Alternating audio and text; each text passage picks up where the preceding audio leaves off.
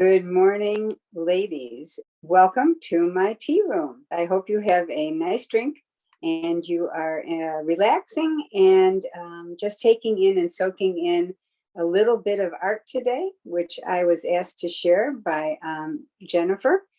And it is a near and dear subject in my heart, so it is not difficult to share with you the love of my life, which is art. Just to start us off, I would like to read Psalm 1, verse 3, you will be like a tree firmly planted by streams of water. You will yield your fruit in season, your leaves will not wither, and whatever you do will prosper. That's God's desire for each of us, to be fruitful. And he's put things within me and within you that he wants to grow and yield to for your own joy and for others. So what is it? And why don't we yield our fruit sometimes? What stops us? You know, we are a spirit, a soul, and a body. And we take care of our spirit.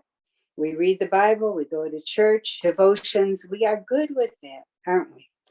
And also taking care of our body. We love to exercise, we take vitamins, we eat right. All those things we seem to take care of pretty well. But our souls sometimes get neglected. And what I mean by soul is what they sometimes say is your mind, your emotions, and your will. Or in another way you could put it, it's your personality. It's the thing that makes you you. And you and your best friends might say, well, I know her. She's just a hiker. She loves to cook. She's a giving person. These are part of what makes you you. Sometimes when we have a lot of responsibilities as women, taking care of home and children and family, our personalities get left out of the mix. And what I mean by that is that little inner something that sometimes we deny. It could be in the gifting of drawing or writing or dance, music. When you were a child, did you love to just jump up around and dance? And those things, as we get older, oh no, you don't do that anymore. And no, you're a Christian woman. Christian women don't do that.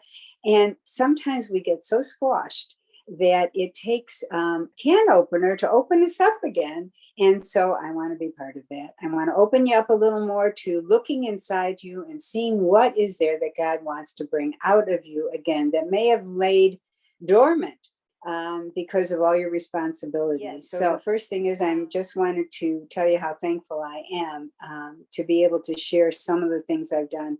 Painting has been something that I've enjoyed, and I created that. If you see him over my right shoulder, there's the gardener. I did that many years ago. I had a good teacher. She always said, don't worry about making a mistake. That piece of white paper can be daunting, but just start. And it doesn't have to be perfect. I think perfectionism can kill creativity. So just could be sketching. It could be copying a picture. It's okay. Painting, if you want to paint, just take a paintbrush and see what you like. If you do want to paint and you would like to do watercolors, which is my favorite of mine, I would suggest you get 140-pound paper, because this grabs the paint the best, and it doesn't, it absorbs it so that it doesn't drain off. I have found that I'll give you this Arteza. It's a good paint. If you are someone who loves to paint, let me just show you. It's very portable.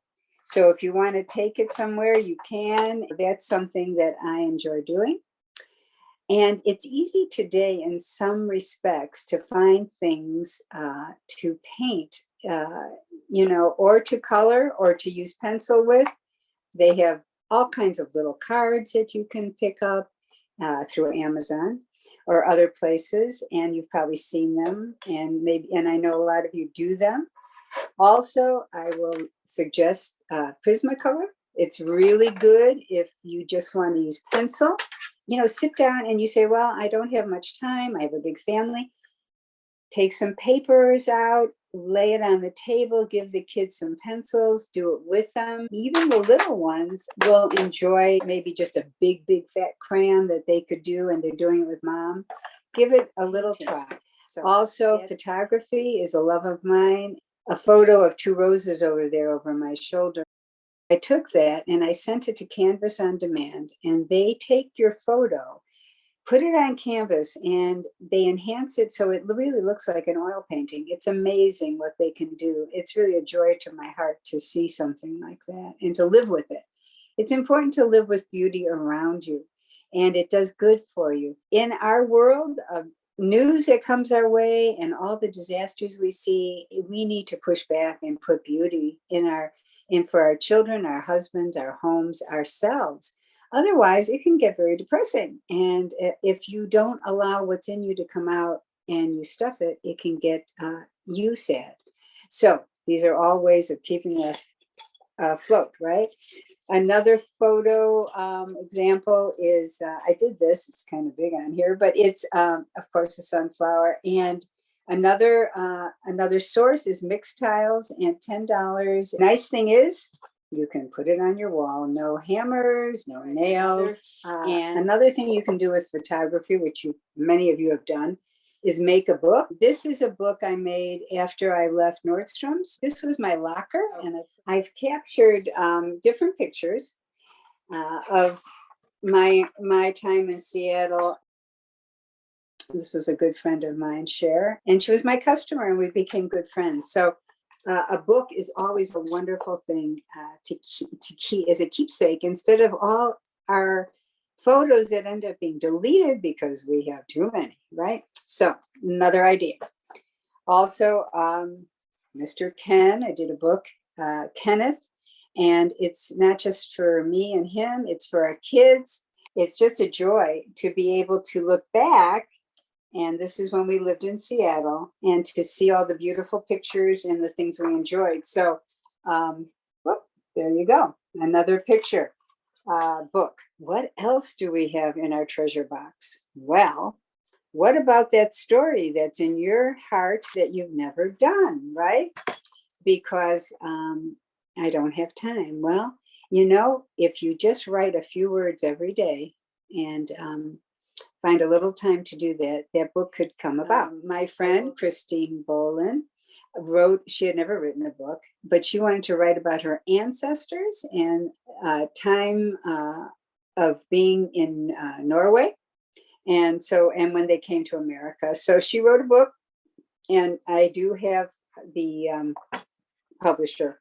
It's self-publishing, and it does cost. It's not inexpensive. But if you have a story that has been wanting to get out for a long time and you think it would benefit your family, I would highly suggest it. We have the ability to record.